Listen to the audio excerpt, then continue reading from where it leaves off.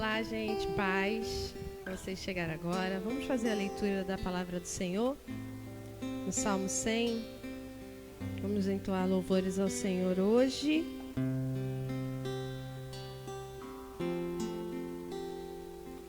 Nesse primeiro domingo de setembro. Setembro é o nosso mês, né, Marina? Alguém aqui é de setembro? Você também? Não?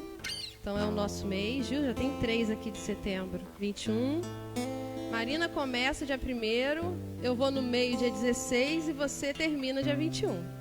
Então, setembro é o mês de comer bolo, docinho, cantar parabéns. Jesus, cadê o Salmo 100? Tá aqui. Vamos ler? Aclamem o Senhor, todos os habitantes da terra. Prestem culto ao Senhor com alegria. Entrem na sua presença com cânticos alegres. Reconheçam que o Senhor é o nosso Deus. Ele nos fez e somos dele. Somos o seu povo e rebanho do seu pastoreio. Entrem por suas portas com ações de graças e em seus átrios com louvor. Deem-lhe graças e bendigam o seu nome, pois o Senhor é bom e o seu amor leal é eterno. A sua fidelidade permanece por todas as gerações. Aleluia, esse é o Salmo 100. Vamos orar e falar com o nosso querido Senhor. Obrigada, Senhor, pela tua palavra. Obrigada, Senhor, pelo corpo de Cristo, pela comunhão. Obrigada, Senhor, pelo partir do pão. Obrigada, Senhor, muito obrigada, Senhor, porque tem nos dado tudo o que precisamos. E se temos sentido falta de tantas outras coisas, nós precisamos orar mais, porque o Senhor tem nos dado tudo o que precisamos. Obrigado por esta noite. Obrigada por setembro que começa, Senhor. Dá-nos, Senhor, dias de comemorações felizes. Dá-nos, Senhor, presentes espirituais. Dá-nos, Senhor, mais entendimento da sua palavra. Dá-nos, Senhor, sabedoria para lidar com as diferentes situações. Pedimos, Senhor, sabedoria, pois sabemos que o Senhor as dá deliberadamente. Dá sabedoria a mim, aos meus irmãos que estão aqui comigo. Dá-nos sabedoria para lidar com as situações, para lidar com as nossas dificuldades, para lidar com os dias que são maus. Dá-nos sabedoria, Senhor. Dá-nos entendimento. Alivia-nos, Senhor, dessa pressão que o mundo coloca sobre nós, pelo poder que há no teu sangue precioso. O sangue precioso de Jesus. O sangue precioso de Jesus, que nos lava de todo pecado. Feche os seus olhos, já estão fechados. Continue com seus olhos fechados e faça a sua oração. Confesse o seu coração ao Senhor.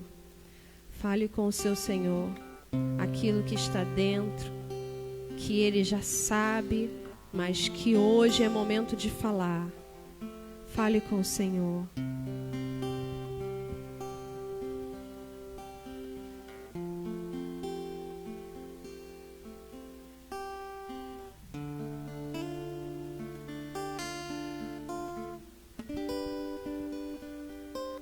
Que sejas meu universo. Não quero dar-te só um pouco do meu tempo. Não quero dar-te um dia apenas da semana. Que sejas meu universo. Não quero dar-te as palavras como gotas. Quero que saia um dilúvio de bênçãos da minha boca. Que sejas meu universo. Que sejas tudo o que sinto e o que penso. Que de manhã seja o primeiro pensamento.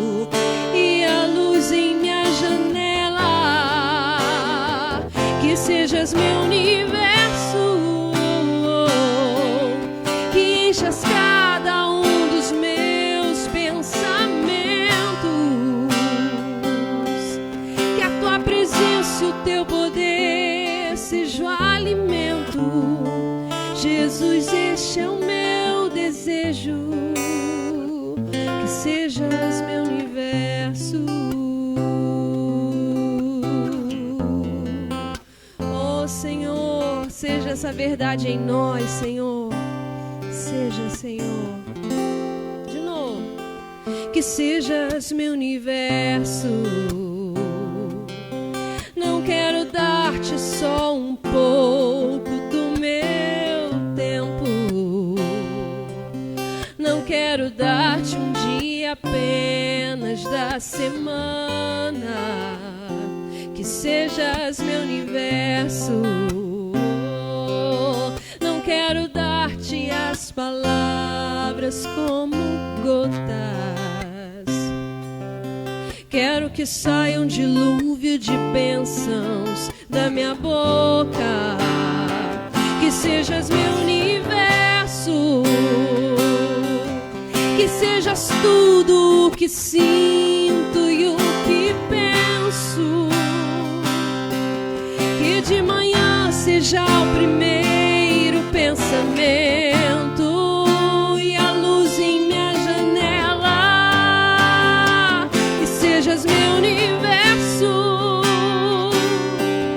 Que enchas cada um dos meus pensamentos. Que a tua presença e o teu poder seja o alimento. Jesus, este é o meu desejo.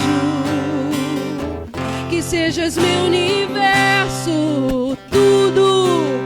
Que sejas tudo o que sinto e o que penso. Que de manhã seja o primeiro pensamento e a luz em minha janela. Que sejas meu universo. Que sejas cada um dos meus pensamentos. Que a tua presença e o teu poder seja o alimento. Jesus, este é o meu desejo. Que sejas meu universo. Oh Senhor, que sejas meu universo. Vamos pedir ao Senhor, que sejas meu universo, Senhor.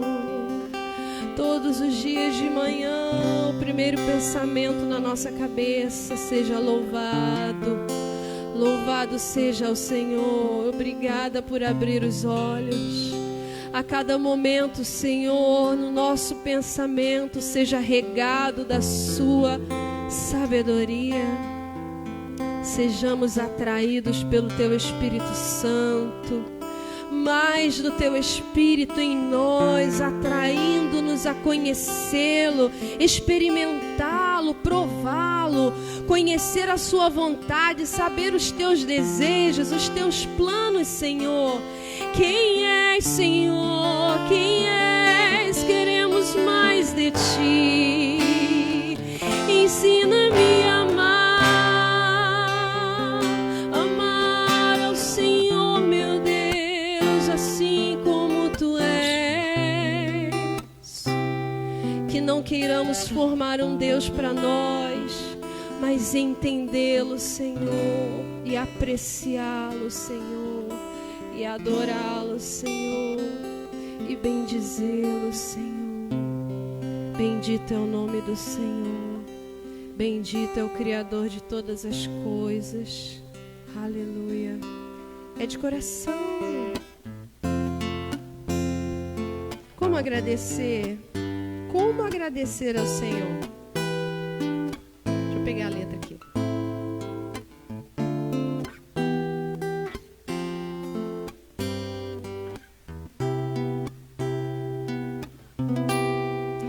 Como descrever? Como explicar o amor que vai de leste a oeste e nunca mais vai terminar? Senhor, Tu me me conheces bem, sabes quem eu sou. Não há como me esconder de ti, tu sempre sabes onde estou. É de coração,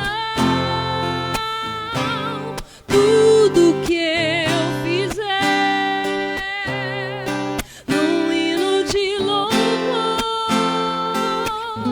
a Jesus de Nazaré.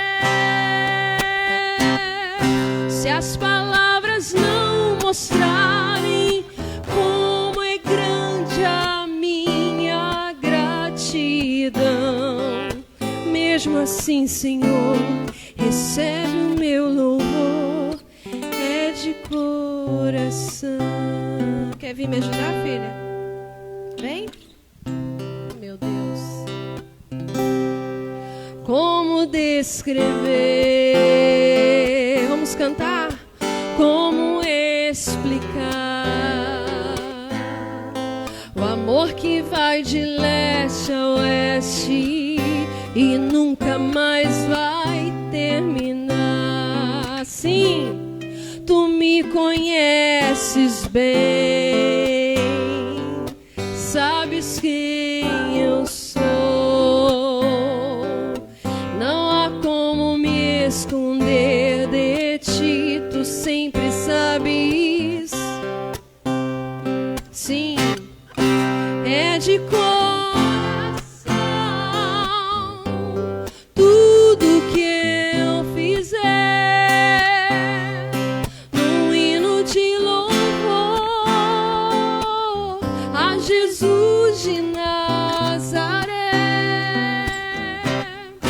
Se as palavras não mostrarem como é grande a minha gratidão, mesmo assim, Senhor, recebe o meu, é de coração. Não vou esquecer, não vou esquecer, não vou desprezar o amor que tu me revelaste pra me resgatar. Sim, tu me conheces bem, sabes quem eu sou. Não há como me esconder de ti, tu sempre sabes onde estou. Então, é de coração, tudo que eu fizer, num hino de louvor a Jesus de Nazaré. Se as palavras não mostrarem como é grande a minha gratidão, oh, mesmo assim, Senhor, recebe o meu louvor, é de coração.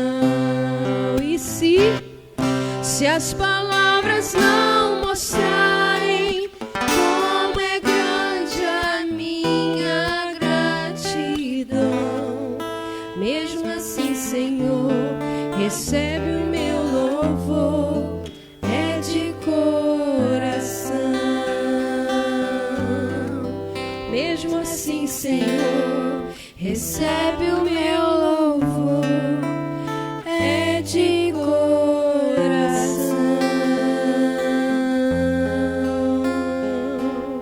Amém. De todo o coração louvamos ao Senhor. Graças a Deus.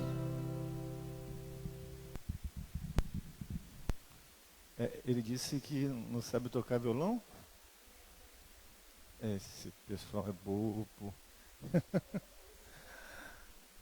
Se ele não sabe, minha filha, então, né, já diz aquela mulher do ômega 3, nem eu consigo. Graças e paz a todos. Aleluia. Se quiser, Elaine, mexer aqui no... Tá? Muito bom estar aqui com vocês essa noite. Cris, quiser, pode juntar ali com seu pai. Vai lá. Em casa vocês estão juntos. Veja, né? Estranho ficar separado, né? Amém. Que bom ter você, Lohan, Agnes. Tem uma menina lá atrás. Seja bem-vinda. Quiser botar aqui junto com eles, pode colocar, tá bom? Muito bom. Hoje nós temos algumas informações para passar para vocês, antes de iniciarmos nosso culto, nossa ministração da palavra. Primeiro é que eu gostaria que nós tivéssemos um tempo de oração pela vida do pastor Tanner. O pastor Tanner, ele é um pastor do Oregon, é um pastor norte-americano que intercede pela nossa comunidade de fé. É alguém que investe na nossa comunidade de fé, lá do norte dos da América do Norte, nos Estados Unidos. Foi ele que nos abençoou com esse aparelho de ar-condicionado há 1 ano e meio atrás, 2 anos, por aí, né? Marcelo que fala que eu nunca acerto a data, né? É 1 e alguma coisa. E, entre outras coisas, ele tem intercedido continuamente por nossa comunidade de fé. E hoje, assistindo a transmissão do culto lá, porque lá o culto é pela manhã, que para a gente é tarde. Dá uma diferença do fuso horário. Aí estava lá na abertura, né, ore pela comunidade cristã redentora e a comunidade. Eu falei assim, gente, que maravilha. Deus, ele é maravilhoso. Então, que a gente possa ter daqui a pouco esse momento de intercessão pela vida do pastor Tanner, que também enfrenta as mesmas dificuldades lá. Ele está enfrentando dificuldades com as questões da quarentena, pós-quarentena, pandemia, e aí pessoas que estão aproximando, pessoas que se distanciaram, pessoas que só vão voltar quando tiverem a vacina. Então ele está enfrentando as mesmas dificuldades e ele está bem no centro, né, dos Estados Unidos, ali no Oregon, e diferentemente do John MacArthur, ele ainda não tem essa força e essa potência de poder bater de frente com o governo. Ainda não tem. Mas Deus ainda vai dar essa condição a ele.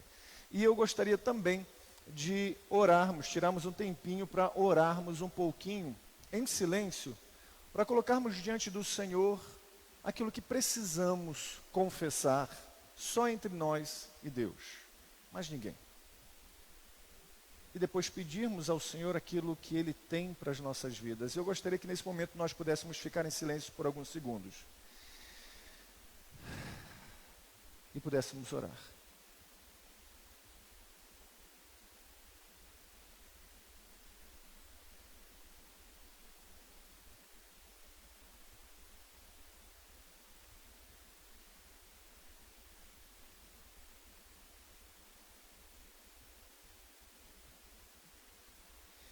Senhor, perdoa os nossos pecados. Perdoa quando nós colocamos mais confiança nos nossos atos, nas nossas qualidades, do que na obra de Cristo na cruz. Perdoa quando nós, meu Pai, olhamos e andamos por aquilo que vemos, não por aquilo que ouvimos, a Tua palavra nos falando e nos orientando a crer. Perdoa-nos, Senhor, quando os nossos desejos são desejos que estão fora da vontade do Senhor. E batendo o pé, desejamos aquilo que ofende a Tua santidade. Perdoa-nos, Senhor, quando nós nos desesperamos, porque somos fracos. E esquecemos que o Senhor venceu o maior de todos os desafios e o maior de todos os nossos inimigos, a morte. E se o Senhor venceu a morte, nós cremos, nós também já vencemos. Que nós possamos, Senhor, confiar na obra vicária do Senhor na cruz do Calvário e crer que nada fugiu do Teu controle, do Teu governo, e que a igreja está guardada, protegida pelo Senhor, e está sendo capacitada, está sendo moldada para esse tempo em que estamos vivendo e para o tempo futuro, porque só o Senhor sabe quais dificuldades a igreja enfrentará. Mas assim como meu pai, no passado ela enfrentou leões, ela enfrentou gladiadores, ela enfrentou imperadores furiosos, triunfantemente venceu todos os desafios, também futuramente triunfará por causa do Senhor, que é o cabeça da igreja. Então, que o nosso coração se incendeie com a tua palavra e que tenhamos a resposta hoje para aquilo que desejamos do Senhor. Fale ao nosso coração, traga fé ao nosso coração para ouvir a tua palavra e entender a tua palavra e sermos transformados pela tua palavra como uma resposta àqueles que precisam da tua palavra. Em nome de Jesus, que haja hoje a pregação do Evangelho. Como todos os domingos, meu Pai, desejamos e ansiamos ouvir o teu Evangelho. Em nome de Jesus, abençoe o pastor Tanner. Nas suas dificuldades, o Senhor venha supri-lo. Que a igreja, meu Pai, La Grande Church em Oregon, venha a ser abençoada mais e mais pelo Senhor. E que os nossos irmãos e irmãs lá estejam, meu Pai, fortalecidos a caminhar nesse tempo tão difícil. Nesse tempo de incertezas, de dúvidas. Que haja, meu Pai, uma convicção plena que o Senhor é o mesmo Deus que a Bíblia nos revela que é. Assim nós agradecemos pelos visitantes que aqui estão conosco, pelos nossos irmãos que aqui se encontram, irmãs, que sejamos abençoados pela Tua palavra. Amém. Amém? Queridos, vamos abrir a palavra do Senhor em Tito. Nós vamos ter uma mensagem no texto da carta de Paulo a Tito. É uma carta pastoral. Diferentemente das outras cartas que se dirigem a igrejas, essa é uma carta dirigida a uma pessoa, a Tito. O tema da mensagem é aprender e ensinar. Esta carta, o capítulo 2, ela vai estar recheada dessa palavra. Ensine, ensine, ensine, ensine, encoraje, ensine, oriente, fale. Então a gente entende que tem uma importância relevante para a nossa vida como igreja, essa carta que, escrita para um discípulo de Paulo, fala muito aos nossos corações. Capítulo 2, verso de número 11, diz assim: portanto, a graça de Deus se manifestou salvadora a todos os homens. Ela nos ensina a renunciar à impiedade e às paixões mundanas e a viver de maneira sensata, justa e piedosa nesta era presente, enquanto aguardamos a bendita esperança, a gloriosa manifestação de nosso grande Deus e Salvador, Jesus Cristo. Ele se entregou por nós a fim de nos remir de toda a maldade e purificar para si mesmo um povo particularmente seu, dedicado à prática de boas obras. É isso que você deve ensinar, exortando-os e repreendendo-os com toda a autoridade. Ninguém o despreze. Essa é a palavra do Senhor. Pai, mais uma vez nós cremos que é pela graça do Senhor que ministramos a sua palavra e pela graça do Senhor, o Senhor fala. Que o Senhor venha falar além daquilo que eu estudei, eu li. Que o Senhor fale ao nosso coração, através do Teu Espírito, o que vai nos edificar, nos impulsionar a sermos cristãos segundo a Sua palavra. Amém. Queridos, essa carta a Tito é um período muito interessante, porque Tito se encontra em Creta. Creta é uma ilha que tem uma história muito peculiar. Ela foi berço de uma civilização extremamente maravilhosa. Isso no segundo milênio antes de Cristo, uns 2000 anos antes de Cristo. Por volta de 1400 começa o período de declínio de Creta. Creta começa a ser saqueada por piratas, a maioria das cidades é saqueada, é destruída. Creta é invadida por gregos dórios, e nesse período começa a surgir também a migração de judeus israelitas, né, no caso. essa migração dos povos do mar para a Ásia Ocidental, Creta, quarta maior ilha no mar, ou Mare Nostrum, sul do Mar Egeu. É o berço de onde temos habitantes que se desenvolvem com uma reputação extremamente vil. A gente já sabe que cidades portuárias daquele tempo, e não somente daquele tempo, mas nos tempos de hoje, são cidades e são berços de uma linguagem extremamente impura. Se você for no Porto de Santos, a linguagem do estivador, a linguagem do povo é uma linguagem que não é uma das mais puras, limpas. Precisa ir muito longe. Se a gente for no cais de Cabo Frio, eu não sei como é hoje, mas alguns anos atrás, eu tinha por volta de uns 16 anos, um pouquinho mais, uns 14 anos, uns 10 anos atrás, quando meu pai ainda era vivo, e a linguagem ali era filho daquilo outro, vai e volta. Esse povo cretense tem uma reputação vil porque, além de suas linguagens vis, eles eram também maus. Tão infames quanto os coríntios. Eles tinham baixa moral. A moralidade deles era muito baixa. Eles tinham alguma palavra que Elaine gosta muito de usar, devassidão. Eles eram devassos. Eles mentiam com facilidade. Eles eram violentos. E eles gostavam de algo que muitos na rede social gostam. Eles eram amantes de contendas. Para vocês terem noção, foi criada uma palavra em grego para eles, kretso, que quer dizer mentir e enganar.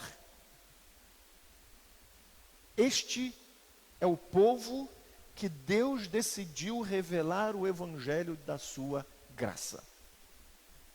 Um povo que não tinha qualidades nenhuma, mas um inúmero grau de defeitos, pecado, práticas pecaminosas. Creta é alcançada por aquele pessoal, aqueles judeus que estavam em Pentecostes quando Pedro prega. E eles, entendendo Pedro pregar em seu próprio idioma, entendem a mensagem, se arrependem de seus pecados e, voltando para Creta, começam a falar de quem Cristo é. Esses viajantes que estavam em Jerusalém, impactados por uma pregação simples, mas cheia do Espírito, voltam para sua cidade com um outro coração. Paulo não passa muito tempo em Creta. Atos 27, do 1 ao 13, vai dizer que foi algo rápido. Não deu tempo de plantar uma igreja. Tem lugares que Paulo planta uma igreja em 1 ano, 2 anos. Nesse caso, Paulo não planta essa igreja. Quem é enviado para auxiliar essas pessoas que já estavam sabendo sobre quem Cristo era, mas que viviam num ambiente extremamente hostil, é Tito. Tito, que não era judeu, era um gentio, alcançado pela graça. Você não vai ver muito da caminhada dele em Atos com Paulo, muito pouco. Vai ver a fala dele em Gálatas e em outros textos. É alguém que Paulo escreve uma carta pedindo para que ele dê apoio logístico, financeiro e instrutivo para outras pessoas, mas apoio logístico e financeiro para Apolo e Zenas. Isso vai ser encontrado no final da carta, no capítulo 3, no verso de número 13. Providencie tudo que for necessário para as viagens de Zenas, o jurista, e de Apolo, de modo que nada lhe falte.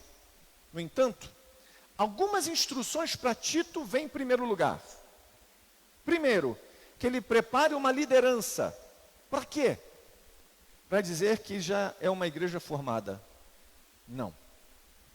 Para defender essa jovem igreja cretense do ataque daqueles que Paulo sempre batia de frente. Paulo sempre batia de frente com um grupinho chato. Os judaizantes. Se existia um povo que Paulo gostava de bater de frente, tanto quanto Jesus gostava de bater de frente, Jesus gostava de bater de frente com os hipócritas fariseus, Paulo gostava de bater de frente com os judaizantes.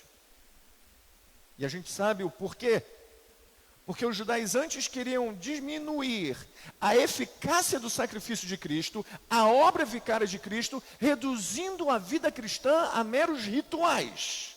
Não coma, não toque, não beba, faça isso, guarde aquilo, transformando o cristianismo numa moralidade, num moralismo. Então, Tito é ensinado, ou orientado, por Paulo a defender, a preparar uma liderança para defender a jovem igreja cretense do ataque dos judaizantes. E segundo, lutar contra um típico defeito dos cretenses. Eles eram preguiçosos. Uma inércia. Não gostavam de fazer muitas coisas. Eles gostavam de discutir, eles gostavam de brigar, eles gostavam de mentir, eles gostavam de acusar, mas de trabalhar. E a gente está falando de crente. Não é um problema de hoje, isso já é um problema daquela época. Bom, diante disso, eu quero trabalhar 3 pontos para a nossa vida hoje, sobre como nós nos enquadramos, de repente, dentro desse texto. Primeiro, o que devemos aprender? Segundo, o que devemos ensinar? E terceiro, como devemos ensinar? Fomos chamados para sermos homens e mulheres do Senhor. Homens que venham dar fruto, mulheres que venham dar fruto. Fomos chamados para servir ao Senhor naquilo que é a mais linda obra realizada em todo o universo, a igreja. A igreja é a dádiva de Deus para os perdidos, para os pecadores, para nós e para este mundo caído.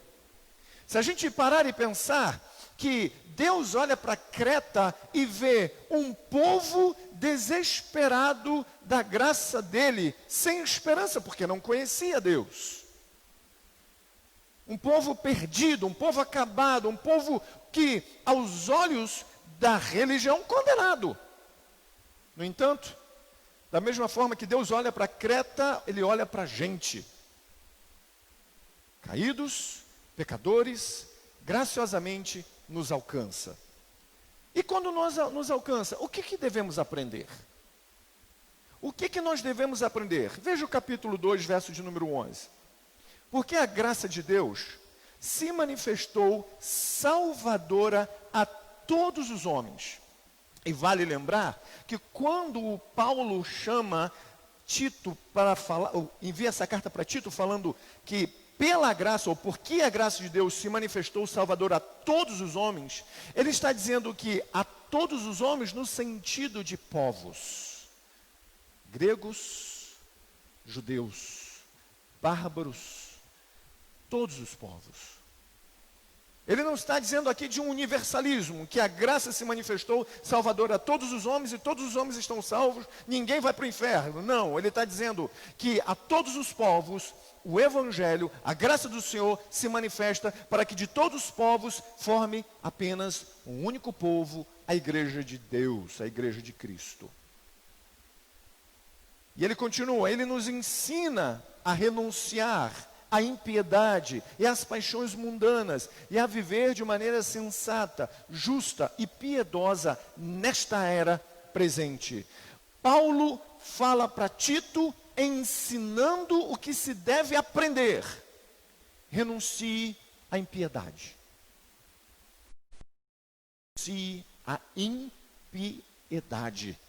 E o que é impiedade? Falta de uma vida piedosa. E o que é uma falta de uma vida piedosa? Uma falta de uma vida que se relaciona com alguém de quem ele depende. E para isso ele precisa de fé, a fé que Deus o deu. Se Deus deu a fé para que ele creia, ele precisa colocar essa fé agora em prática. E diferentemente do que a gente já ouviu em outras histórias, colocar fé em prática não é você pegar um envelope, depositar uma quantidade de dinheiro e dizer, agora o Senhor vai me honrar porque eu estou colocando a minha fé em prática. Não é. Mas se você quiser fazer, essa não é o lugar, a igreja que vai te impedir de fazer. Deus só não vai te responder. Porque Deus não trabalha com barganha, trabalha com graça, trabalha com um coração sincero, com um coração que está disposto a se relacionar com Deus pelo que Ele já fez, crendo naquilo que Ele fará de maior, que é a gloriosa revelação e salvação nos últimos dias de nossa existência. Renunciar à impiedade é deixar de viver uma vida mundana, uma vida em que a gente faz o que a gente quer, segundo o que a gente quer, para passar a viver uma vida segundo a palavra de Deus, segundo o que Ele quer, segundo o que Ele nos orienta, o que Ele nos deseja fazer. Ele vai dizer para que deixemos as paixões mundanas, e Ele nos ensina a renunciar à impiedade e às paixões mundanas, porque são atrativas demais. Se a gente diz que as paixões mundanas não são atrativas, estamos enganados, porque são. E dentro dessas paixões mundanas, a gente precisa inserir coisas como contendas, brigas, mentiras, maldade.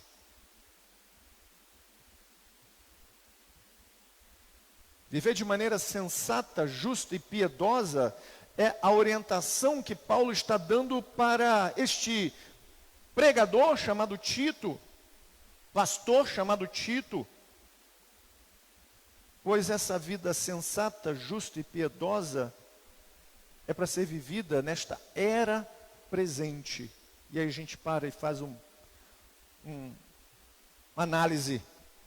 Se uma igreja tão difícil, numa situação, numa região tão difícil como Creta, em que mentira, briga, contenda é algo normal, parecendo até a igreja de Corinto, ele diz, seja sensato, seja justo, neste momento. A gente está vivendo um momento muito complicado no Brasil. A gente vai ter extrema esquerda, extrema direita, e se você está no centro, não existe mais equilíbrio, você é chamado de isentão. Se você apoia isso do governo, mas critica aquilo, você é mal falado. Se você não apoia isso, você também é mal falado. A gente vive hoje num... Se quiser desligar lá no disjuntor para fazer aquele barulho lá de fora parar, porque o rapaz só vai vir aí. Não, mas só desliga no disjuntor de fora. Que fica... Tá tudo? Tá tudo bem? Para mim está horrível esse barulho lá fora. Então quando a gente para e pensa nessas dificuldades que estamos vivendo hoje, nessas afrontas que a gente vive hoje, somos chamados a manter o equilíbrio. Tenha, diante de todas essas acusações, de todas essas brigas, de todas essas demandas por estar certo, estar com razão, seja sensato, seja justo e seja piedoso na sua prática de vida.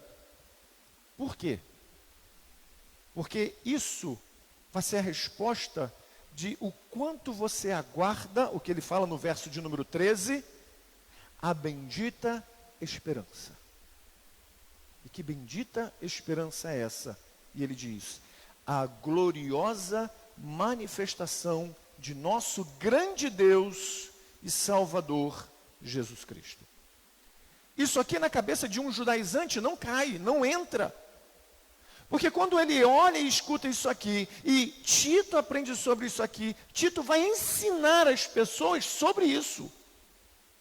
Tito começa dizendo, é dito para Tito no capítulo 2, versículo 1, você, porém, fale o que está de acordo com a sã doutrina, Ensine os homens mais velhos a serem moderados, dignos de respeito, sensatos, sadios na fé, no amor e na perseverança. Semelhantemente, ensine as mulheres mais velhas a serem reverentes na sua maneira de viver e não serem caluniadoras, nem escravizadas a muito vinho, mas a serem capazes de ensinar o que é bom. Ensinar as mulheres para que elas ensinem às outras o que é bom. Assim poderão orientar as mulheres mais jovens a amarem seus maridos e seus filhos, a serem prudentes e puras e a estarem ocupadas em casa e a serem bondosas e sujeitas a seus maridos, a fim de que a palavra de Deus não seja difamada. E aí a gente precisa entender que Paulo não está dizendo para os dias de hoje, mulher, pare de trabalhar. A gente entende que o contexto de vida hoje é complicado. Precisa-se do equilíbrio. Se nós podemos sustentar as nossas esposas, glória a Deus, eu tenho certeza que as esposas vão ficar felizes demais em poder ficar em casa, cuidar das filhas, fazer o que tem que fazer.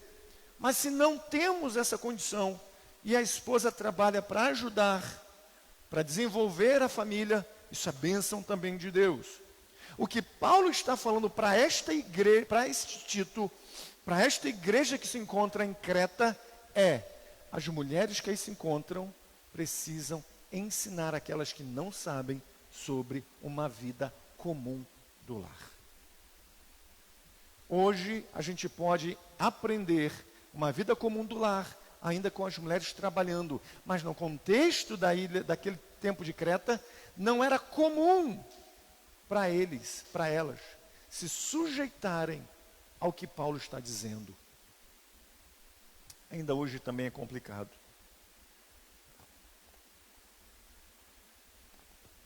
Para nós homens nos sujeitarmos à palavra.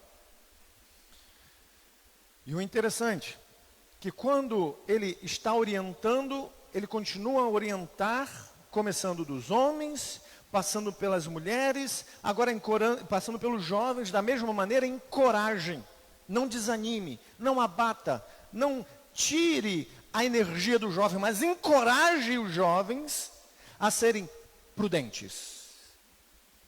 E eu gosto muito de um texto que o próprio Cristo disse acerca de nossa vida cristã: sejam prudentes como as serpentes.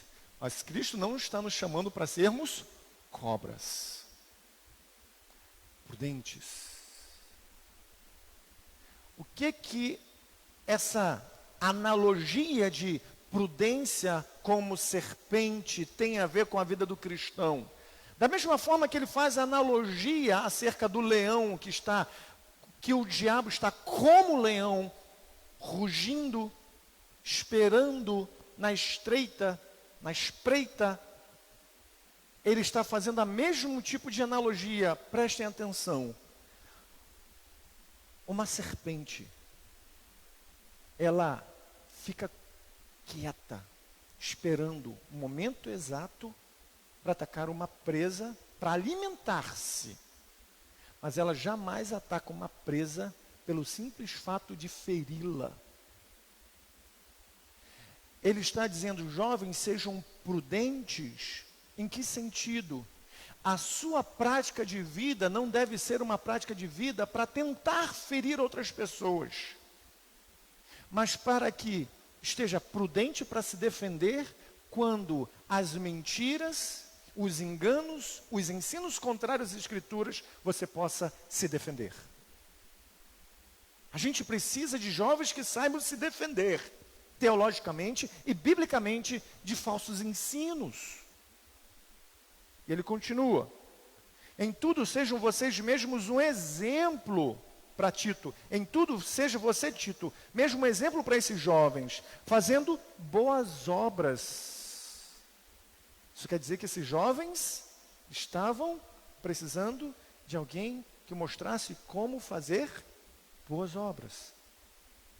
Em seu ensino, mostre integridade e seriedade, use linguagem sadia, contra a qual nada se pode dizer, para aqueles que se opõem a você fiquem envergonhados por não poderem falar mal de nós. E aí Paulo se inclui. Tito, ensina esses jovens a serem jovens que peguem a palavra e amem a palavra, não para atacar, mas para saberem se defender. Se a gente for na faculdade federal, se a gente for para uma faculdade particular como PUC, Unicamp, USP, se a gente for para faculdades federais, UF, UFRJ, UERJ, se a gente for para essas faculdades públicas, a gente tem um desafio enorme como cristão: manter a fé num ambiente hostil à fé. E o número de jovens cristãos que se desvia na faculdade é tão grande que chega a nos levar a pensar o que estamos ensinando os nossos jovens na igreja, que quando entram diante da verdade da faculdade, não conseguem combater os ensinos filosóficos contrários às Escrituras. De repente, a gente pode pensar, será que estão acostumados à emoção de um culto e não à racionalização do que as Escrituras nos ensinam, promovendo aquilo que Pedro vai dizer, esteja preparado para expor a razão da sua fé? E aí chega lá e encontra professores excelentes. Já imaginou pegar um carnal da vida ensinando? Daqui a pouco a gente fica carnal fácil. Se for um Pondé, maravilhoso. Ele ainda tem um viés cristão na linguagem dele. Um Cortella. Mas o carnal se diz ateu. Quantos outros ali, com as didáticas e com a fala linda, que qualquer um fica, caraca, que ensino, que fundamento, olha. Seduz. Mas se formos prudentes como serpentes, não somos seduzidos, nós esperamos e nos defendemos. Isso demanda estudo, demanda leitura da Bíblia, dos pais da igreja, leitura dos reformadores, que dialogaram com a cultura, sem se perder dentro da cultura, influenciados pelo Espírito do Senhor, a não se dobrarem ao espírito da época. E ele continua, no verso 9, mudando do contexto de homem para mulher, para jovem. Verso 9, ensine os escravos a se submeterem em tudo aos seus senhores, a procurarem agradá-los, a não serem respondões e a não roubá-los, mas a mostrarem que são inteiramente dignos de confiança, para que assim tornem atraente em tudo o ensino de Deus, nosso Salvador. Gente, alguém já ouviu aqui? Eu tenho certeza que já. Porque eu já ouvi exemplos como esse. Eu fui e bati de frente com o meu patrão mesmo. Eu sou crente, não aceito isso. E foi mandado embora. Porque o testemunho dele era um testemunho de muito rude, muita sequidão. Enquanto outros com testemunho assim, de patrões, cara, eu detesto o crente, mas o fulano de tal, ele me faz até querer conhecer o Evangelho. Não é que ele corrompa o Evangelho, mas o testemunho dele é o testemunho de quem serve a Cristo. Não fica roubando, não fica murmurando, não fica falando, o patrão mandou fazer isso. Igual, às vezes a gente fala, Marina, faz isso. Não. Só um exemplo, filha. Isso só acontece uma vez no dia. Quando acorda e antes de dormir. Então ele orienta a classe dos homens, a classe das mulheres, a classe dos jovens, a classe dos servos, escravos, empregados, a como se comportarem diante da realidade de um mundo tão vil quanto o mundo de Creta. Antes, ele ainda vai orientar homens especiais dentro dos homens, os presbíteros, os bispos. Para isso, ele diz, ensina esses homens, e esses homens precisam ser irrepreensíveis, marido de uma só mulher, tenham filhos crentes, que não sejam acusados de libertinagem ou de insubmissão. Por ser encarregado da obra de Deus, é necessário que o bispo seja irrepreensível, não orgulhoso, não briguento, ávido por lucro desonesto, nem ávido por lucro desonesto, não violento. Ao contrário, é preciso que ele seja hospitaleiro, amigo do bem, sensato, justo, consagrado, tenha domínio próprio e apegue-se firmemente à mensagem fiel, da maneira como foi ensinada, para que seja capaz de encorajar outros pela sã doutrina e de refutar os que se opõem a ela. Refutar os que se opõem a ela. E aí ele começa a falar sobre os judaizantes. Quando Paulo trata do versículo 11, porque a graça de Deus se manifestou salvadora a todos os homens, não por obras, não por quem eles fizeram, pelo que eles fizeram, méritos pessoais, mas pelo que Cristo fez, ela nos ensina, essa graça salvadora nos ensina a renunciar à falta de vida sem Deus, para ter uma vida com Deus, e as paixões mundanas que a gente tinha, fica para trás, e passamos a viver uma vida sensata, justa e piedosa nessa era presente, com um olhar na era futura. Porque essa esperança da manifestação de nosso grande Deus e Salvador, Jesus Cristo, choca os judaizantes. Jesus, Deus? Jesus, Deus? Não, Jesus era o Messias. Deus não. Mas se Jesus não é Deus, em vão é o seu sacrifício. Jesus é verdadeiramente Deus, verdadeiramente homem. Ele não é 100%, ele é verdadeiramente. Porque 100% tem a ver com porcentagem. Porcentagem pode ser pouco mais ou pouco menos. Mas verdadeiramente quer dizer que ele é homem e que ele é Deus.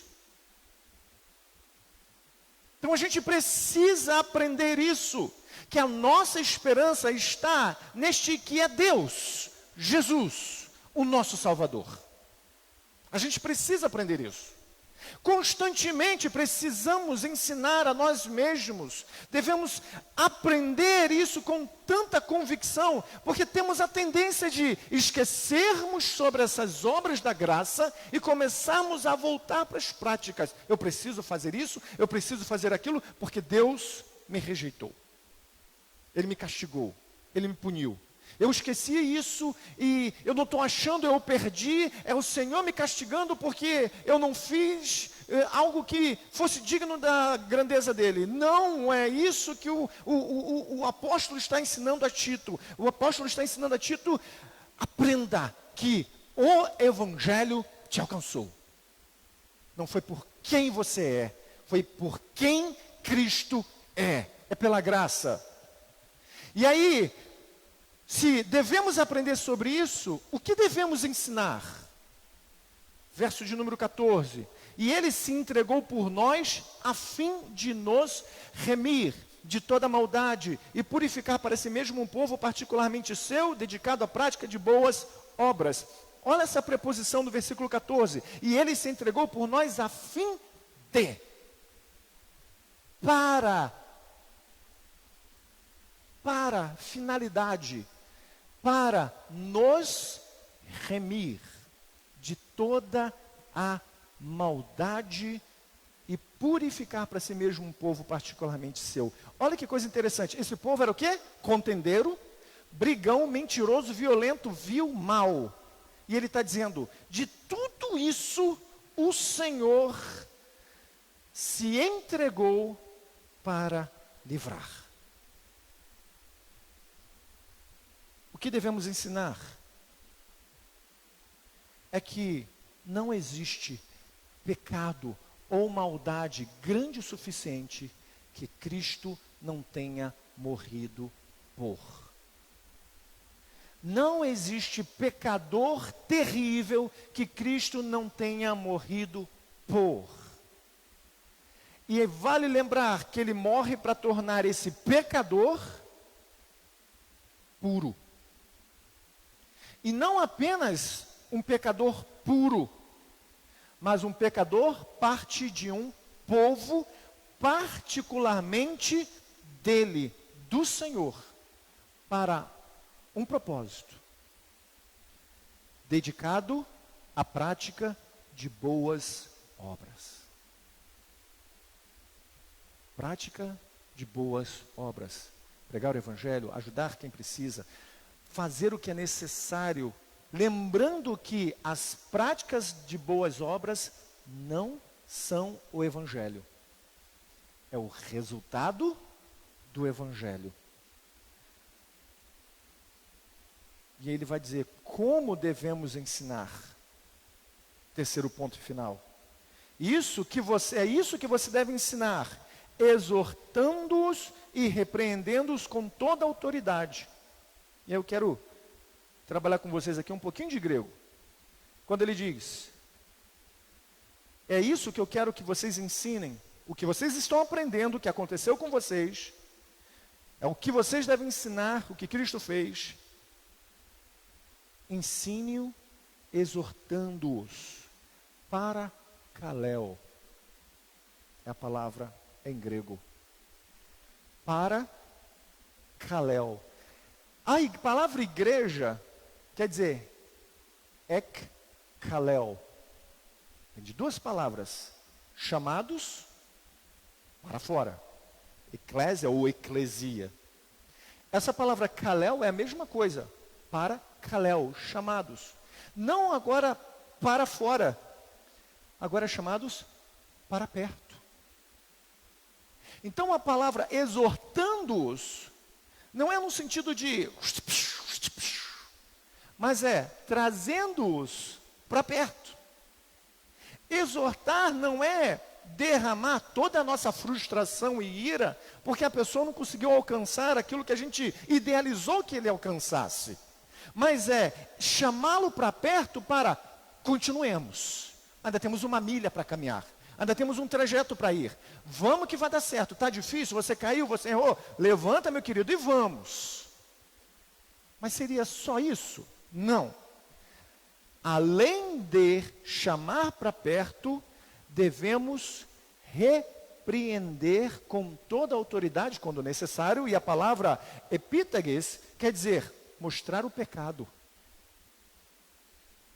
Refutar falsos ensinos. Ou seja, traz para perto e mostra, esse caminho é errado. Isso é pecado. Vamos continuar? Vamos andar? Ainda tem uma missão a ser cumprida?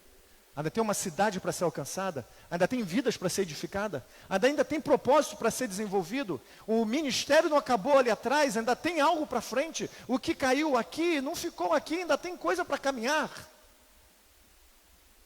E ele vai dizer com autoridade. De quem? Do próprio Deus. Que capacita um homem a viver da maneira que a Bíblia ensina. Esses 3 pontos, como devemos aprender, como devemos ensinar, ou melhor, o que devemos aprender, o que devemos ensinar e como devemos ensinar, vai levar a uma conduta cristã santa, pura e que vai transformar outras vidas.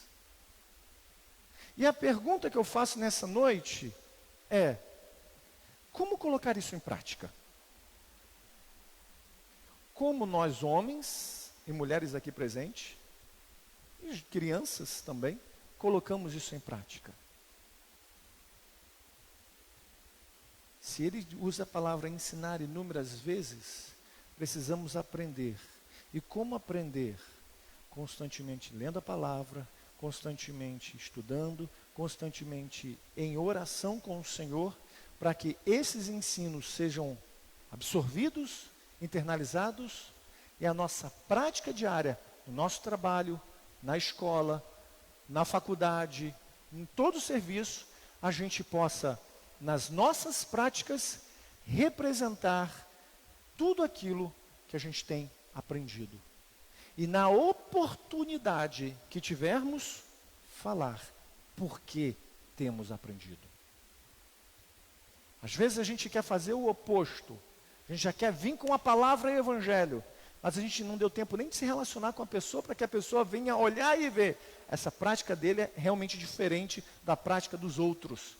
É uma prática honesta, reta. Eu vou ouvir o que ele tem para falar. A gente quer fazer o contrário. A gente quer falar e a pessoa não vai ouvir, enquanto ela não tiver confiança para ver se o que você fala tem a ver com o que ou como você vive. Que a gente possa pensar biblicamente o que é viver, o que Paulo está orientando a Tito dessa maneira. Vamos aprender. Cristo morreu por nós. Vamos ensinar. Cristo morreu por nós. Por quê? Porque éramos pecadores, tínhamos a ira de Deus e precisávamos de uma resposta. Deus cria o homem cai, Jesus vem e a resposta para as nossas vidas é Ele.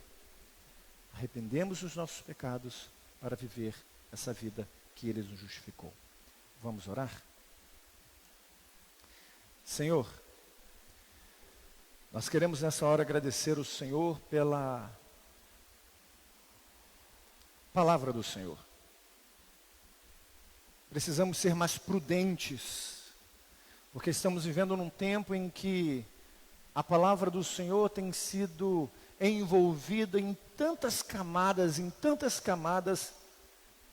que o Evangelho fica escondido por trás de moralismos, de um falso amor, em que o Deus que nós servimos, o Cristo ressurreto, mas parece um poodle, frágil, delicado e sensível, do que aquele que reina e rege as nações poderosamente. Nós temos o Senhor, o Rei do Universo, que rege poderosamente todas as nações e que em breve volta para demonstrar o seu poder, resgatando os justificados e condenando os condenados. Que o nosso entendimento e o nosso coração venha tremer diante da santidade do Senhor. O Senhor é Deus e santo. Que os nossos romances acerca do Senhor sejam desmascarados pela realidade de quem o Senhor é, pela sua palavra. O Senhor é poderoso, o Senhor é santo, os anjos tremem diante do Senhor, curvam-se diante do Senhor, e nós esquecemos que o Senhor continua santo diante de quem nós somos. E só somos santos porque o Senhor nos santifica para estarmos como o Senhor, um povo para o Senhor e do Senhor. Fora isso, somos, meu Pai, frágeis, fracos, nus, pecadores. É o sangue do seu Filho na cruz do Calvário que nos justificou, nos purificando, nos tornando santos. Nessa noite nós queremos fazer menção desse momento tão especial, Pai, que é trazer à memória os atos de Cristo na cruz. Essa noite é de ceia, de celebração, uma noite bela. A alegria entra em nosso coração, porque o Senhor, mais uma vez, nos faz lembrar, não estamos sós. Cristo está conosco. Assim nós queremos agradecer pela oportunidade da sua palavra e pedindo que o Senhor nos conduza a viver de acordo com a sua palavra. Em nome de Jesus. Amém. Vamos cear? Gente, vocês que estão acompanhando aí, a gente vai desligar aqui, vai encerrar, porque é um momento de ceia, você não tem como cear aí comigo aqui. Deus abençoe. Tem que avisar. Pode fechar. Só pausa.